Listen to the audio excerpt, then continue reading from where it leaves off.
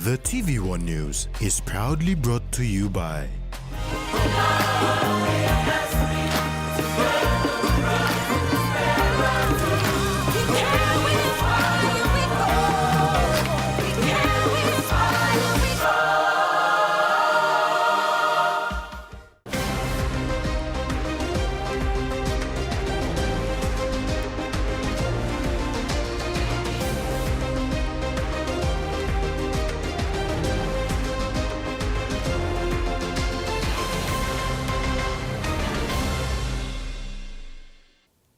Hello and welcome. This is TVWAN News. Thanks for joining us. In this edition, fuel prices return to March levels tomorrow. Murray Barracks roads cleared. And Rugby League management goes digital.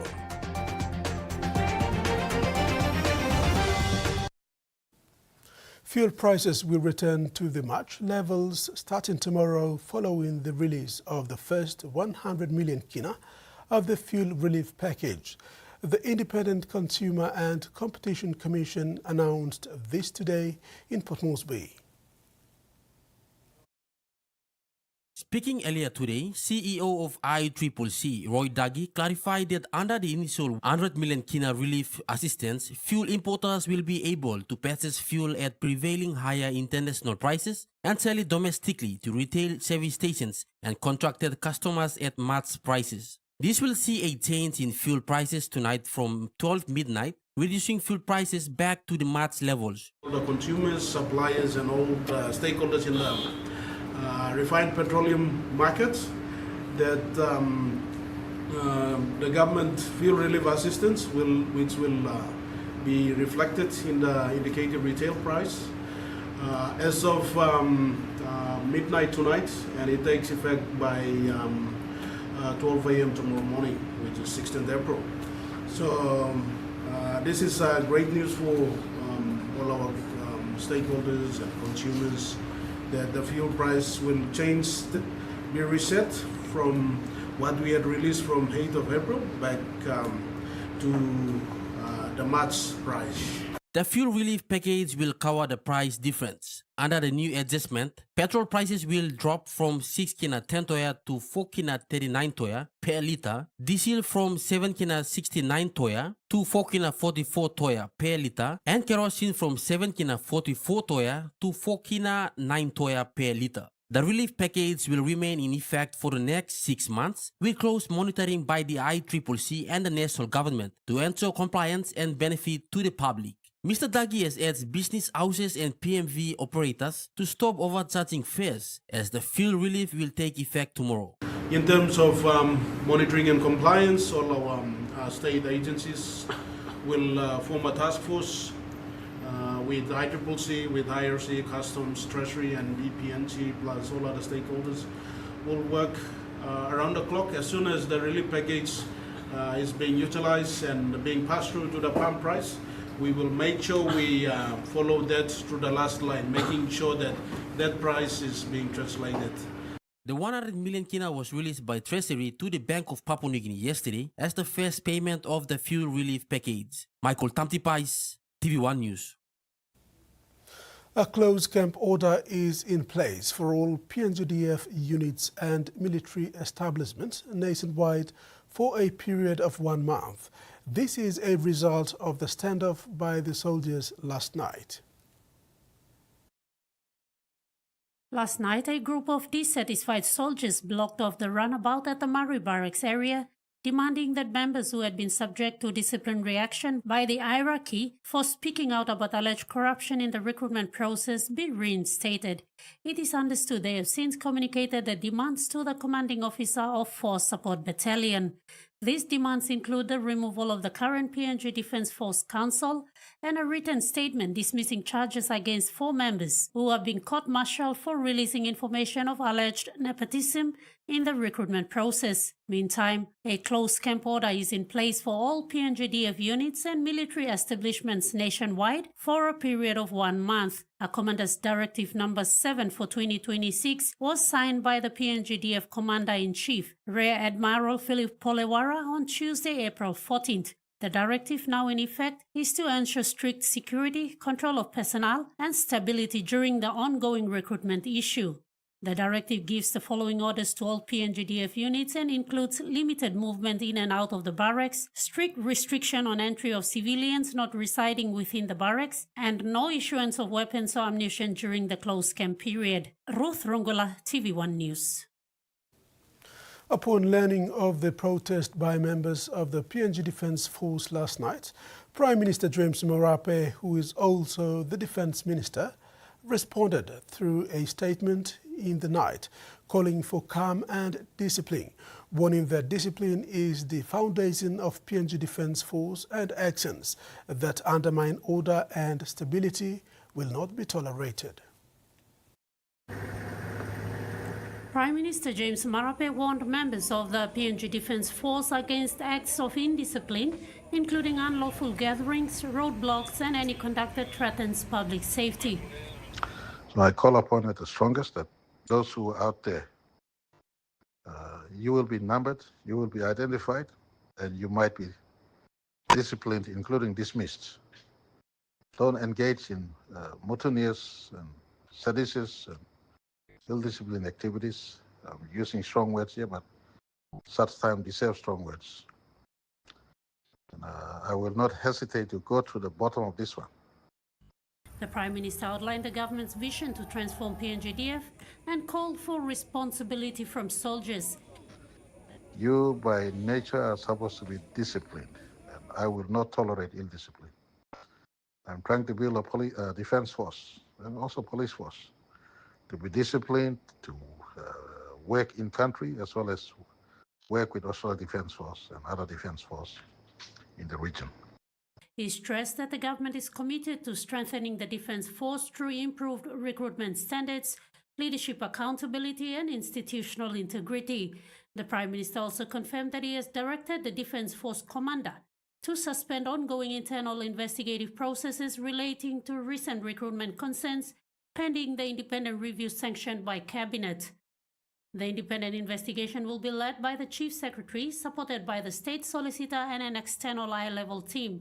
The Prime Minister confirmed that the independent investigation is already underway and will be completed within a defined time frame, with its findings to guide further action.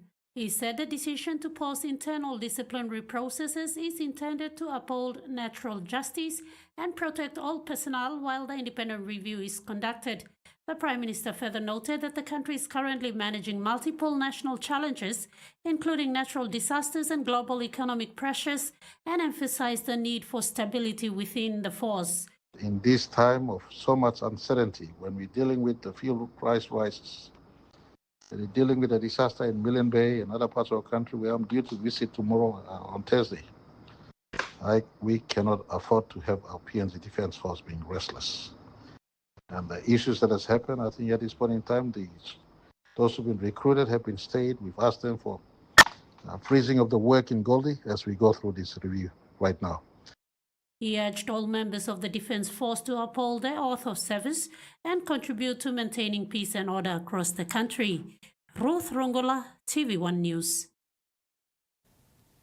The opposition is calling on the Prime Minister to display leadership by taking action on the PNG Defence Force hierarchy, including the Secretary and the Minister.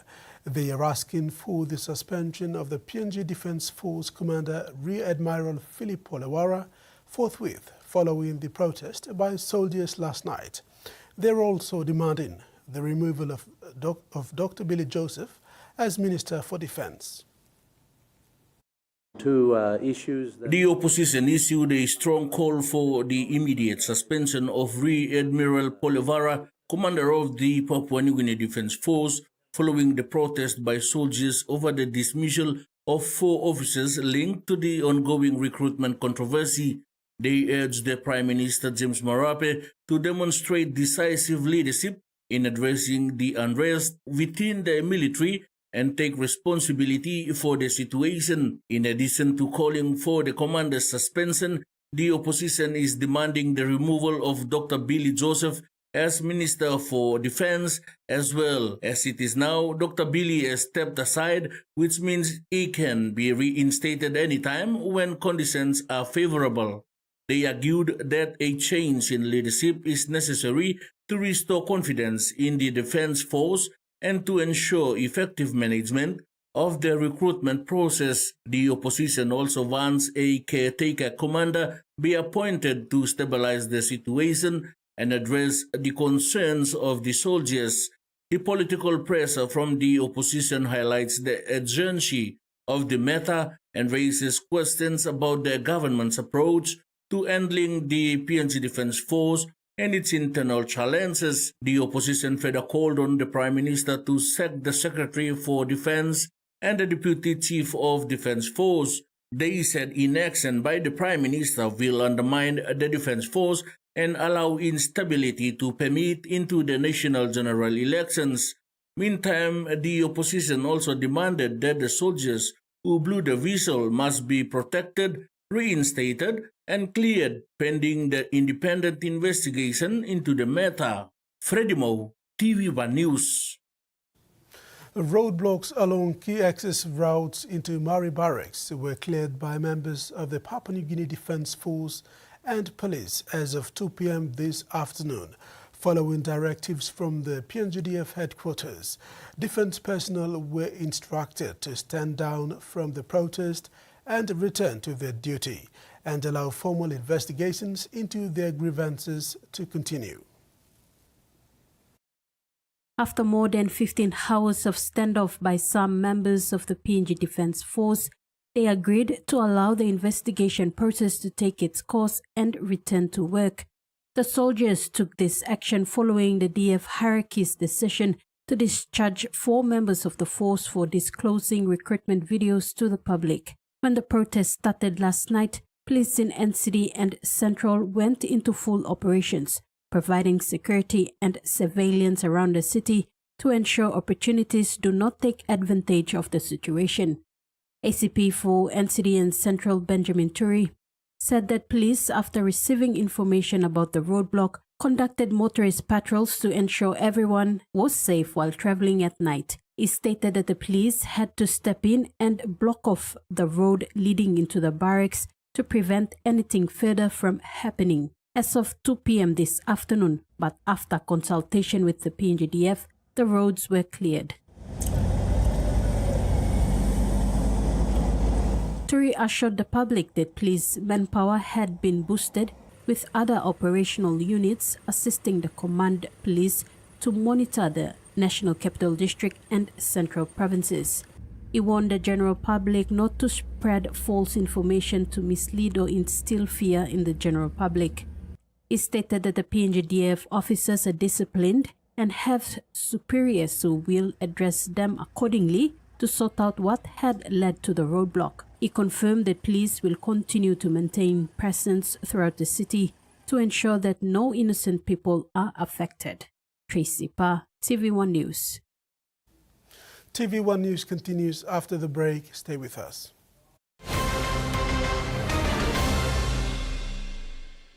Banking doesn't have to be complicated. With PSP's One Talk Wallet, control your money wherever, whenever. Dial *131#, enter your PIN, select cash in or out, and generate a secure code to withdraw cash. It's the only wallet for cardless ATM withdrawals. Send and receive funds, pay for goods and bills, or withdraw cash with ease. All with PSP's One Talk Wallet. PSP's One Talk Wallet. Money made easy. Dial *131# today.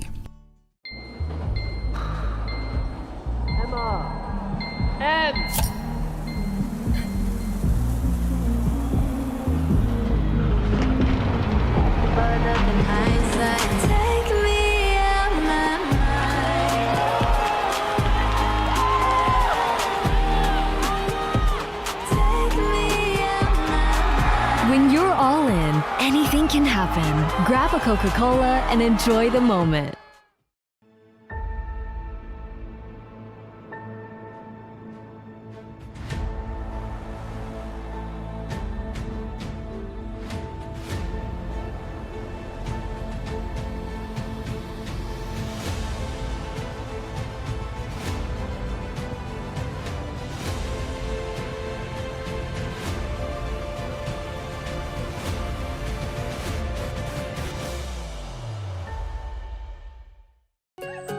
From our homes, where every morning starts with a taste we all love. A taste that holds memories and sheds stories. A taste that can bring friends together. Made with care and loved in every corner of PNG. Inspired by our champions and rooted by our family values. Snacks, so crunchy and tasty, it's irresistible. The PNG LNG project has now generated more than 30 billion kina for Papua New Guinea since production commenced. Nearly half of this amount has been paid as tax. Equity distributions are paid to KPHL and MRDC based on the interest they hold. Tax is paid to the IRC, while development levies and royalties are paid to DPE.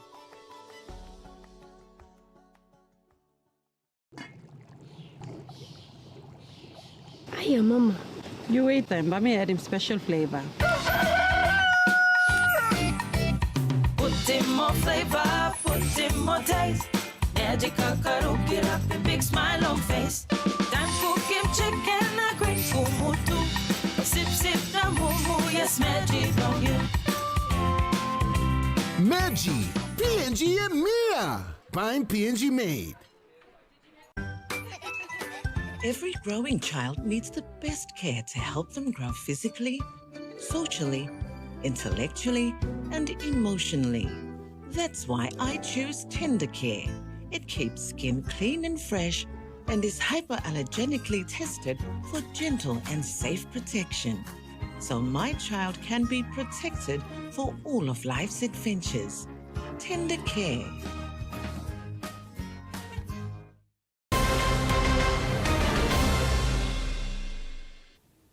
Welcome back.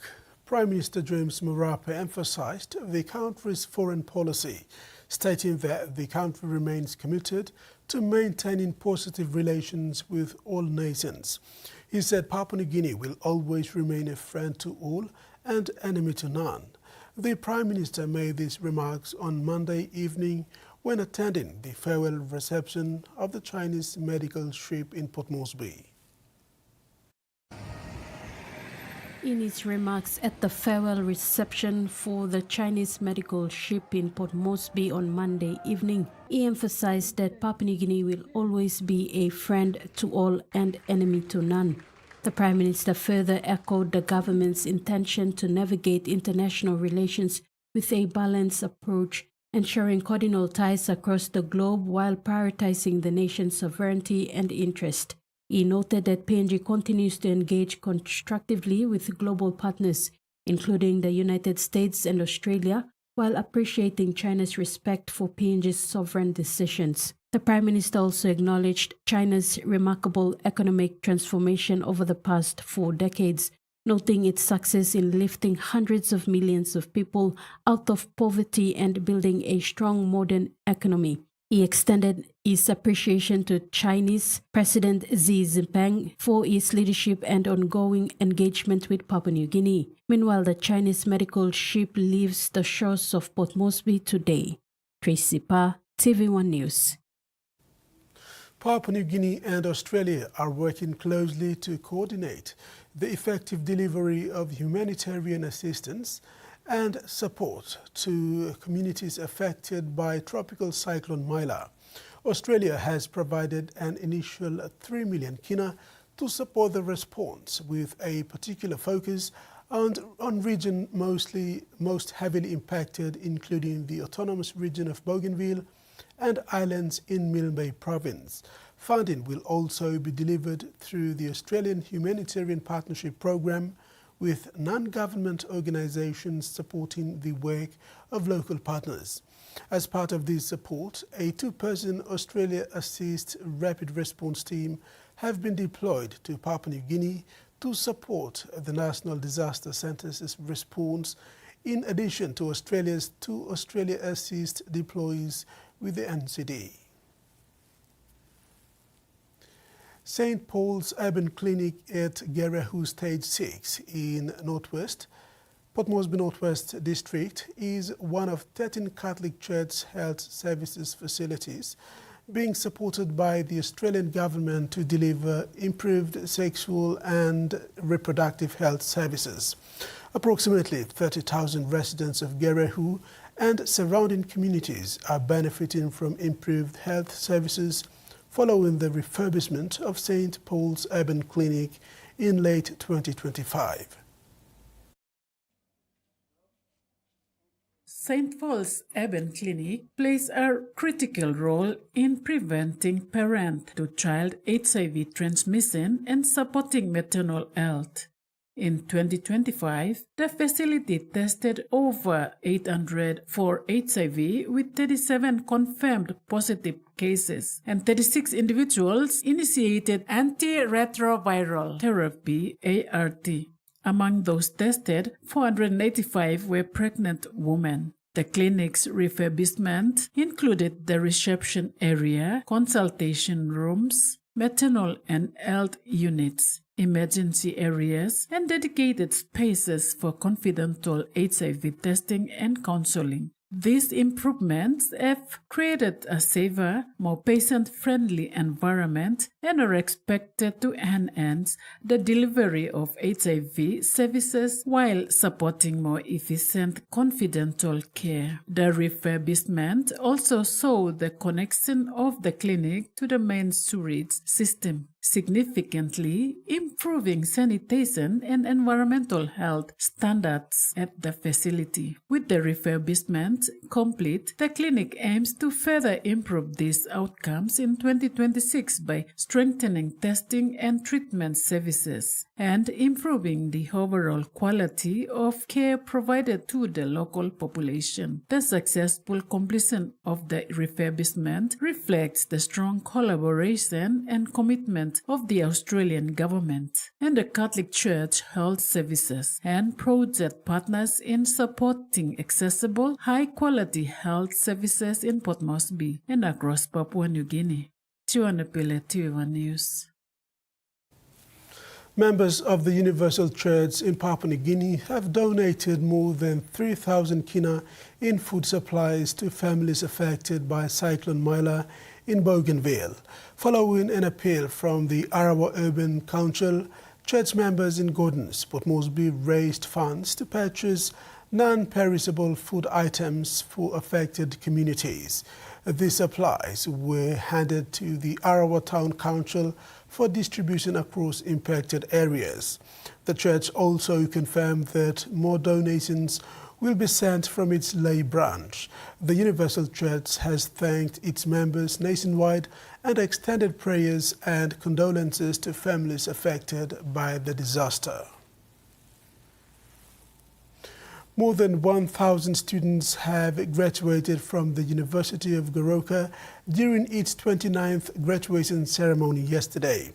The graduation also marked an important transition from early childhood education programs at the university. The University of Goroka has graduated 1,193 students during its 29th graduation ceremony, held under the theme Quality Education Now for a Better Tomorrow. Graduates completed studies across a range of education disciplines, including secondary education, primary teaching, and early childhood education. The ceremony marked the graduation of the final group of students under the Early Childhood Education Diploma program. The program was upgraded to a degree program last year, with students now graduating with bachelor's degree in early childhood education. From next year, all new intakes will enroll in a 4-year early childhood education degree program as part of the broader education reforms. Education Secretary Dr. Uke Kombra, who was the official guest speaker, urged graduates to take pride in the teaching profession, describing it as a noble responsibility. He told graduates that educating a child had a far-reaching impact beyond the classroom. Dr. Combra also reminded the new graduates that they would soon join the workforce across elite childhood education centers, primary schools, high schools, secondary schools, and the technical vocational education and training sectors, and urged them to be honest, committed, and accountable in carrying out their professional responsibilities. Joanna Pile, TVWAN News. In finance news, the kina closed unchanged at $0.2310 US in the interbank market. At Bank South Pacific, our kina was buying $0.2235 US, $0.3099 Australian dollars, 0.1814 euro, and 35.24 Japanese yen. Looking at commodity prices at New York close, gold, coffee, cocoa, and copper closed higher, while palm oil and crude oil closed the day lower. And on the stock market, the Dow Jones ASX and all ordinaries closed higher. TV1 News continues when we come back. Stay with us.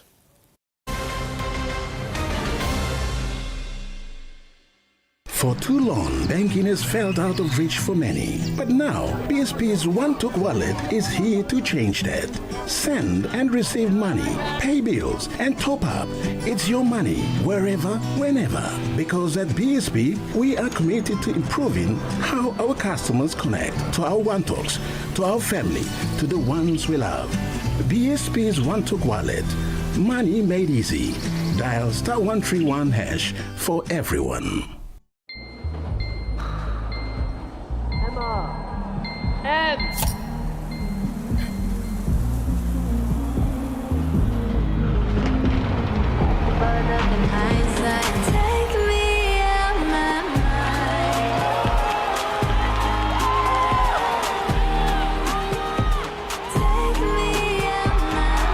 When you're all in, anything can happen.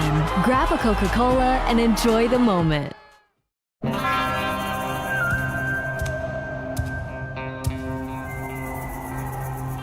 Show the dishes who's boss.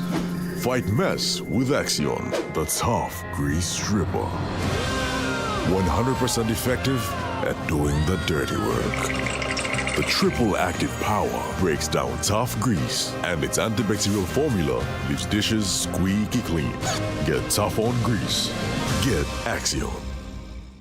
You sabi to awesome condom and one way where you can abrusim seek HIV, STI na unplanned pregnancy? Tingim, use him condom long right way. Stop safe na look out him you yet. Use him condom all get a time. Suppose you no save long HIV status long partner blog you, or suppose you got plenty partner. Use him condom good all get a time. Long haborus him seek HIV, STI na unplanned pregnancies. Use him condom, banis him you yet na future blog you. This platok save ikam long National AIDS Council Secretariat.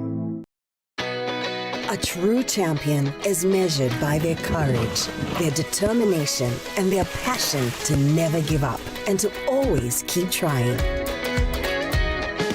With a delicious Milo in milk taste and added nutrients, Milo in milk is a great way to fuel our little champions with nourishing energy every day. Because true champions give it their all. Milo, PNG and Mia. Pine PNG made. The PNG LNG project has now generated more than 30 billion kina for Papua New Guinea since production commenced. Nearly half of this amount has been paid as tax. Equity distributions are paid to KPHL and MRDC based on the interest they hold.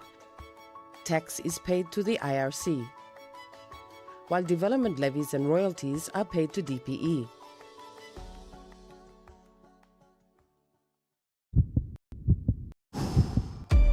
Spine-tingling atmosphere here.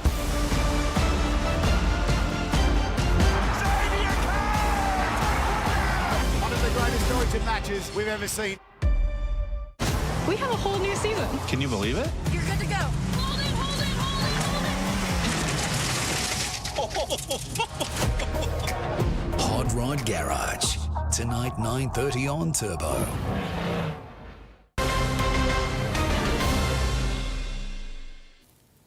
Thanks for staying with us. With the final stages of development underway for finalize the first of its kind climate-smart coffee policy, research findings on the impact of climate change and carbon opportunities will be useful to policy, says the Coffee Industry Corporation General Manager Stephen Tumai. Tumai said this during the Climate Change and Carbon Opportunities in Coffee in Papua New Guinea Symposium held yesterday in Port Moresby. Climate Smart Coffee policy aims to improve farm-level productivity and sustainability by integrating climate adaptation, mitigation and food security, often to secure funding from carbon trading.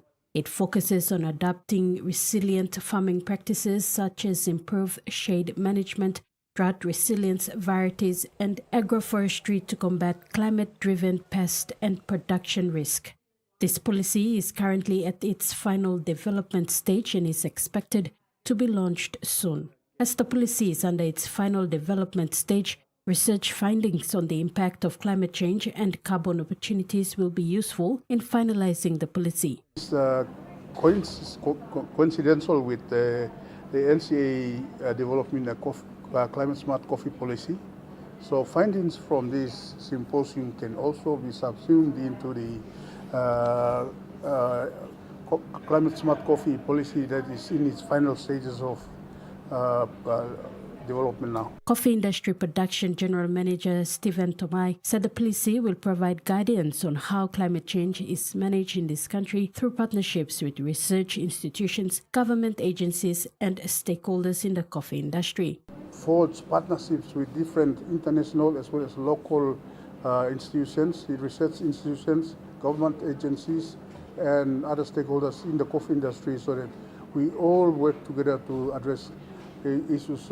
Policy consultant Maui Gonapa said expect a boost in coffee production in the country and allow farmers to trade carbon once the policy is launched. Climate change has impacted the coffee production because of you have the fluctuation in the yield and you have the outbreak of pest and disease such as coffee berry borer. There is also an opportunity to tap into the carbon market. Carbon market is basically a market where our farmers can sell what they call carbon credits, which we are now, through the policy, we have now really outlined how they will go into the carbon market. So the policy will also build coffee farmers' capacity, build institutional capacity, and build partnerships, among others. He said the policy is going through a rigorous process of consultation with the aim of completing the process this month for launching. Tracy Pa, TV1 News. In regional news, the International Monetary Fund is warning that the global economy is at risk of recession if war in the Middle East continues and high energy prices persist. Its impact on the Australian economy comes as the government prepares for next month's budget.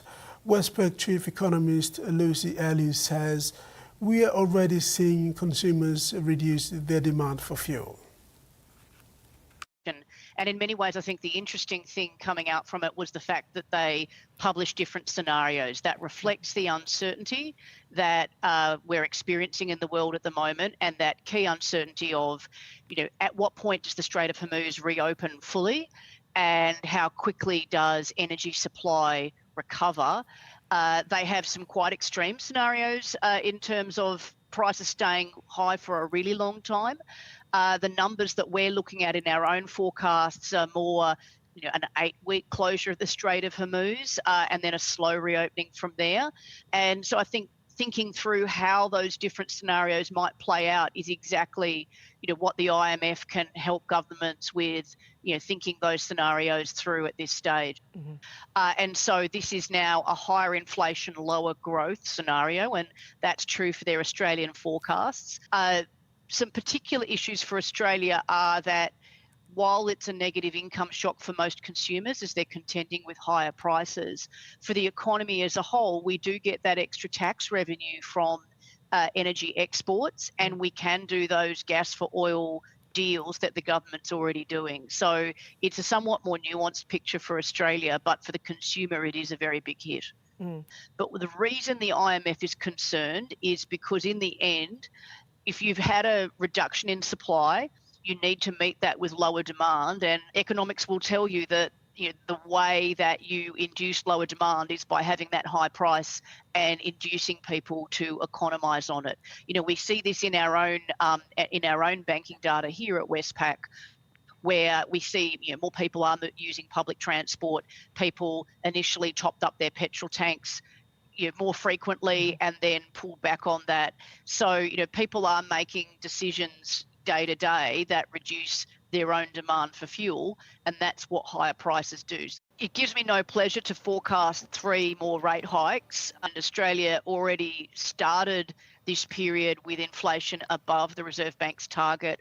The Reserve Bank's been very clear that it sees getting inflation back into its 2 to 3% target range and back to that 2.5% midpoint as job number 1.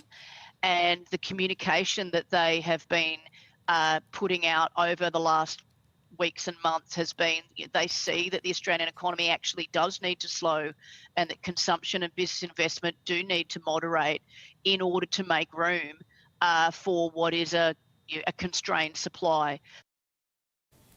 The fuel crisis has prompted the New South Wales government to update its electric vehicle strategy, promising to roll out 1,000 more chargers in black spots across the state. EV sales have surged in Australia in recent months as drivers try to save on fuel, a trend the government wants to encourage. Topping up with one of these is a big cost saver in a fuel crisis. It's less of a burden compared to everyone else. For a full charge in this, I've never spent any more than $35. As fuel costs have risen during the Middle East war, so have EV sales. There were more than 15,000 sold in Australia in March, a 42% increase on the previous month. The state government wants that to continue. It makes us less reliant on Middle Eastern petrol and oil. Its updated EV strategy includes further subsidies for companies with fleet vehicles to electrify bigger trucks and an extra 1,000 EV chargers targeted in regional areas and suburban black spots. We don't want people to be anywhere more than 100 kilometres away from a fast charger so they can have the confidence to go wherever they want. Labor's already funded more than 3,000 chargers across the state. The opposition says today's announcement is old news. Labor's response to the fuel crisis is to dust off a 4-year-old strategy, call it a refresh. It's likely to be a couple of years until those extra 1,000 chargers are in place, but the Premier says that it's likely this is not the last fuel crisis that drivers will have to deal with. We would be absolutely crazy to believe that this is the last conflict that will take place in the Middle East. Unlocking options for drivers considering the switch to electric. Northern Territory Indigenous people grappling with some of Australia's worst poverty are being offered a chance to help to turn that around by tapping into a $680 million business and community development fund. The mining royalties, which used to be controlled by the federal government, are now being managed by an independent Indigenous organisation. But some analysts are warning the organisation appears to be spending too cautiously to get the best bang for its buck. Darwin's Danila Dilba Aboriginal Medical Service is running at overcapacity, so it's delighted to get a $1 million grant for a new health centre, which has helped attract federal government money for the project. It just meant that it was much easier for us to leverage other funding if we already had existing commitments. It's one of $15 million in grants the new Indigenous body managing $680 million in NT Aboriginal mining royalties gave out last year. Since getting control of the money from the federal government 2 years ago, Aboriginal Investment NT has set itself the goal of helping Aboriginal people achieve economic self-sufficiency by funding nation nation-building projects. There's one in Groot, the black-lipped oyster project or farm. A lot of people in tourism, running tourism ventures, safari camps and that sort of thing. We've got young people who are getting into digital media. But the flow of mining royalties is dwindling as major mines prepare to close. So the body has decided to give out relatively small grants and invest most of the money in a future fund to try to grow its funding bucket. But hopefully, as we move along, there's more money going into the bucket.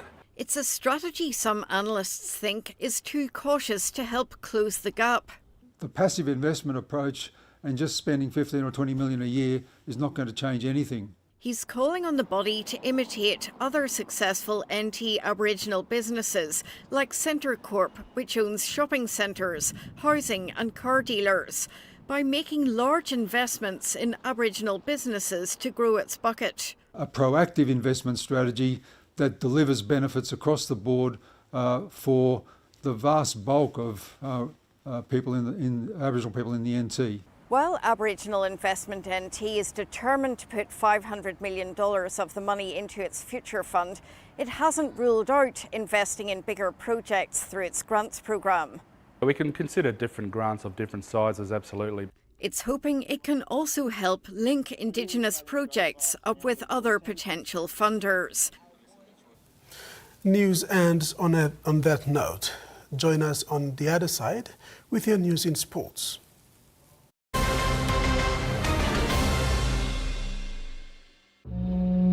Central Province is our home. The tides of the Coral Sea are our heartbeat. From the coast to the mountains. Traditions pass generation to generation. The sea and our gardens sustain us. Our songs carry our legends through time. Our home is Central Province. Our nation is Papua New Guinea. Always on WhatsApp? Then this is your style of banking with TISA. Check your account balance or even chat with a TISA bank agent. Get started today by following these simple steps. 1. Save TISA Bank's official WhatsApp number in your phone. 2. Open WhatsApp and send a simple hi. 3. Follow the menu to start banking. It's that easy. TISA Bank. Banking on change. Are you ready to meet the best version of yourself? The one with the bright, confident smile? You've got to take pride in how good you look, how fresh your breath smells, and how great you feel. To boss it at work, to be your best for uni, or to catch the eye of that special someone. You've got to brush up your vibe with whiter, healthier, brighter teeth. Brush up for confidence with Colgate. Did you know that you can get the latest updates on what's happening on the DTV app? 1. Open the DTV app. 2. Go to the profile on the upper right-hand corner of your screen and scroll down to push notifications. 3. Turn it on and you're good to receive notifications on the latest sports, TV series and movies. DTV, your TV on the go.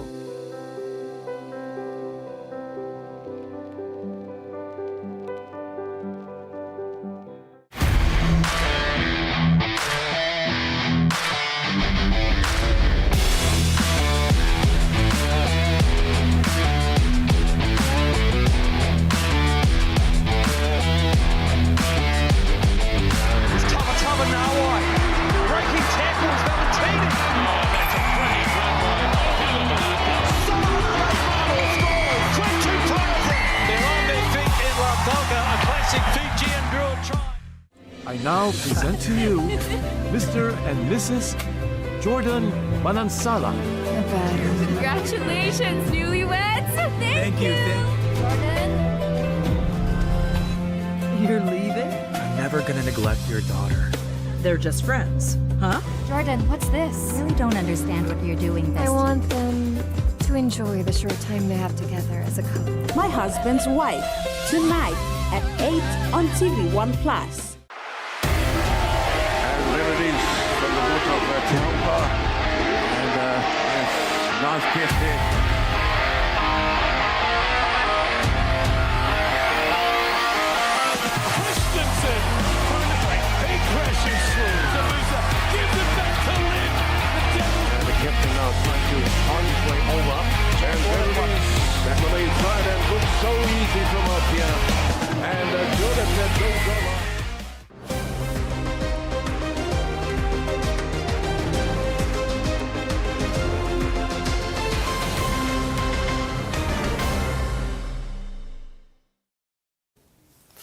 The Papua New Guinea Rugby Football League, through its Community Rugby League program, has successfully concluded a My Sideline Refresher workshop at the Santos National Football Stadium in Port Moresby, further strengthening the administrative and operational capacity of rugby league at the grassroots level.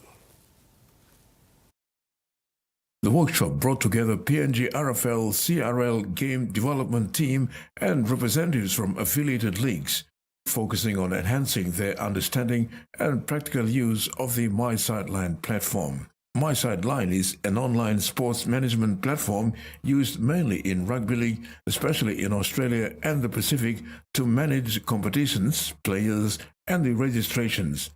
It is operated by National Rugby League and is used by state leagues in Australia and PNG NRLC. Facilitated by Sideline Competitions Officer Indi Verena, the sessions covered key areas including participant registration, re-registration of players from various seasons, linking existing player profiles, assigning players to teams, and effectively tracking player and competition statistics throughout the season. Adding further value, NRL Digital Manager Jamie Neal joined virtually to deliver a session on competition management, providing practical guidelines on how leagues can efficiently set up and manage competitions using the My Sideline platform. PNG RFL Chief Executive Officer Stanley Hontina said the workshop reflected the organization's continued commitment to strengthening systems and building capacity across all levels of the game. The workshop also marked a significant milestone for rugby league in Papua New Guinea, with the country now having full access to My Sideline. This enables major affiliate leagues including Port Moresby,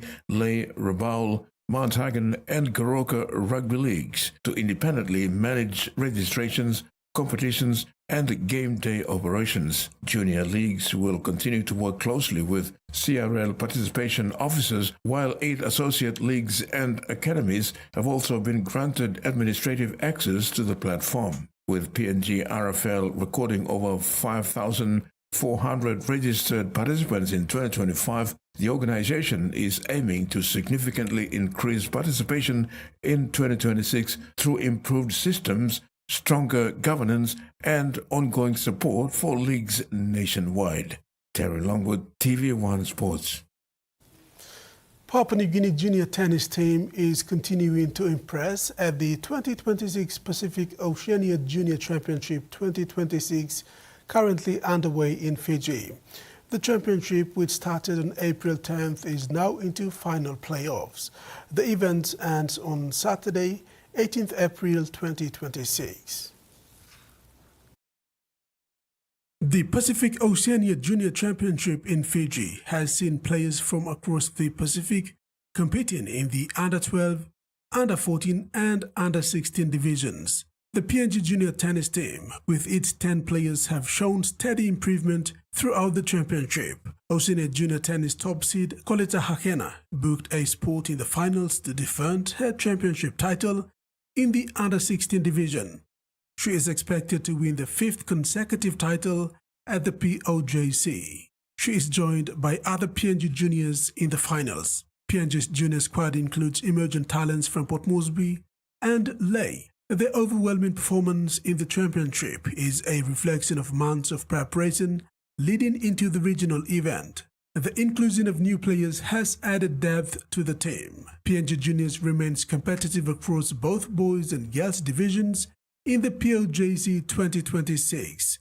They are expected to finish in the top 2 at the conclusion of the tournament. The championship is not only important for ranking, but also serves as a pathway for selection into regional representative team. The Pacific Oceania Junior Championship 2026 has witnessed a lot of actions over the last 4 days since the tournament kicked off. The event is expected to wrap up on the high note.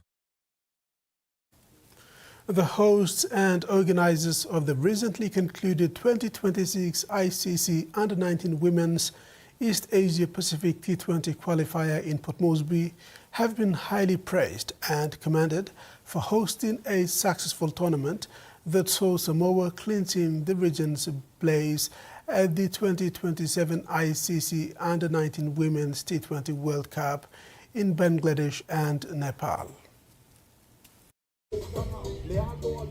ICC Tournament Director Emily O'Brien thanked Cricket PNG for hosting the event and acknowledged the contributions of match officials, coaches and support staff. O'Brien said the teams would take back this memorable experience while congratulating Samoa for being the winning team that qualified to represent the East Asia Pacific region and wished them all the best in their preparations.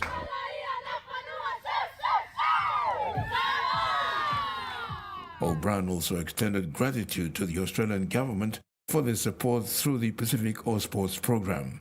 A really big thanks to the Pacific Oz Sports funding initiative, which is an Australian government initiative. So we're really, really excited to have those coaches here too, which has helped, I think, improve the experience for everyone involved. And we had a fantastic opening a few days ago where we were welcomed here from both Cricket PNG but also the Oz government as well. So that's been great. Everyone's absolutely loved the hospitality here and the smiling faces, especially the fans.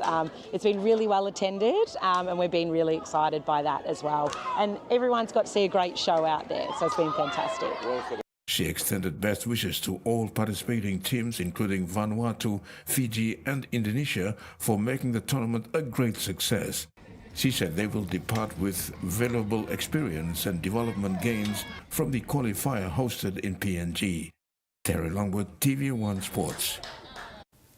The Fiji Under-19 women's team has expressed gratitude to Cricket PNG for their hospitality after the 2026 ICC Under-19 Women's T20 East Asia Pacific qualifier, which concluded on Monday at Amini Park, Port Moresby.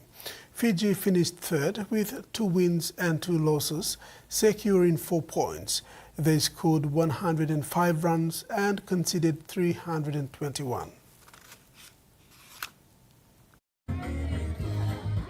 Coach Joeli Matiawa said the biggest challenge for his players was adjusting to the local turf and pitch as they are used to playing on synthetic surface back home.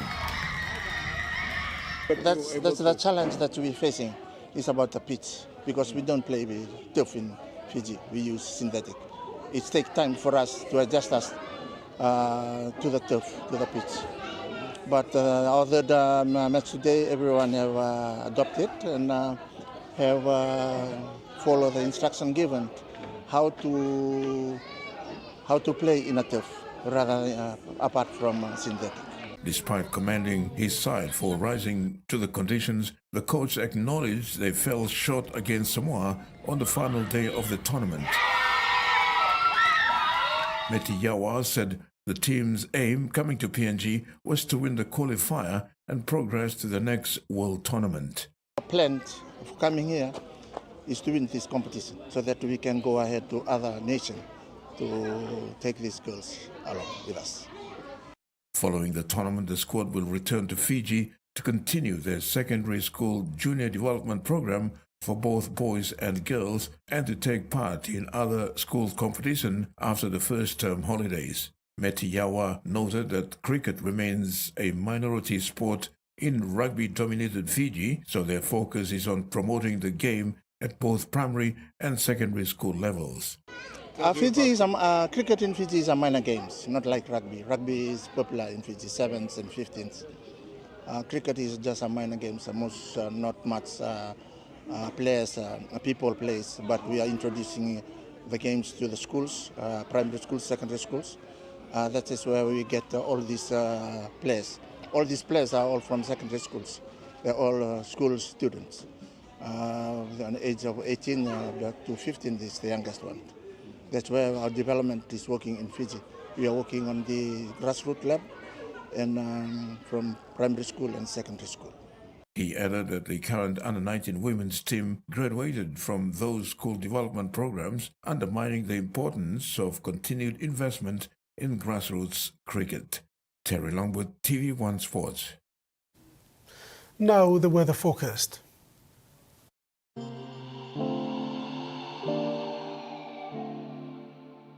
Southern Port Moresby partly cloudy with possible rain and drizzles. Alatau, cloudy with evening frequent rain showers and thunderstorms. Momase, late cloudy periods with occasional rain showers and possible thunderstorms. Madang, cloudy with evening showers and rain and possible thunderstorms. New Guinea Islands, Kimbe, cloudy with occasional rain showers and possible thunderstorms. Buka, overcast with widespread rain periods. And Highlands region, Mount Again, cloudy with rain showers and possible thunderstorms. Mendi, Tari and Wabek, partly cloudy with evening showers and rain drizzles. Ocean forecast for PNG areas for the next 24 hours. Coral Sea sees moderate to rough with northwest to southwest winds of 20 to 33 knots with strong gusts. Solomon Sea sees light to moderate with northwest to southwest winds of 10 to 20 knots with gusts. Bismarck Sea sees light to moderate with northwest to northeast winds of 10 to 20 knots. Pacific Ocean sees light to moderate with northwest to northeast winds of 10 to 20 knots with gusts. And coastal waters forecast. Waters of Samarai Island to Cape Vogel and all Milne Bay Islands seas 2.5 to 3.5 meters. Waters of Madang to Wewak to Vanimo and northern PNG and Indonesia border seas 1 to 2 meters rising to 3 to 4.0 meters along warning areas. Waters of Manus and its western group of islands seas 3 to 4 meters rising to 5.5 meters. And waters of New Ireland and New Britain seas 1 to 2 meters.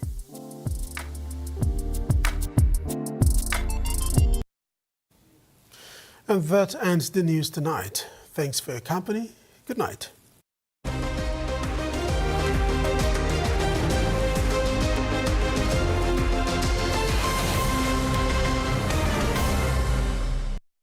The TVWAN News was proudly brought to you by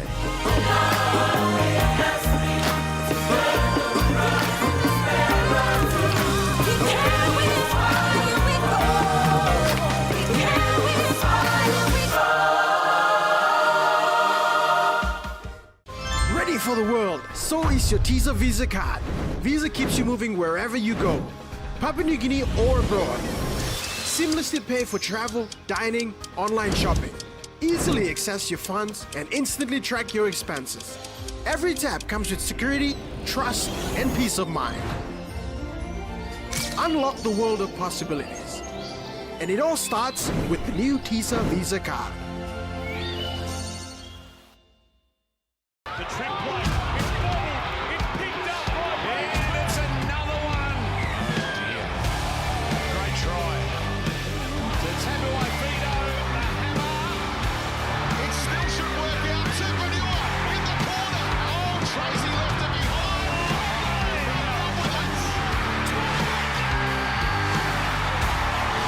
It's Preston. He positions Supermanure and the Dogs. Digicel TV, your official home of the Rugby League World Cup 2026. Dial *515# to subscribe. Why can't you accept that it was the wrong decision to reject my project? They've always been like that.